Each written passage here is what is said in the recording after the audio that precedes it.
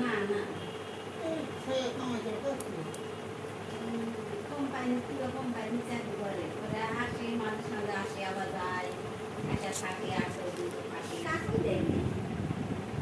কাকুই টাকা পয়সা দেয়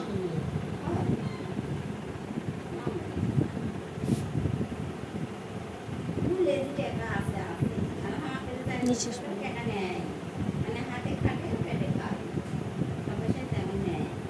তাকে তার একটা পোশাক পোশাক দেখলে একটা বোঝা যাবে না অত নেয়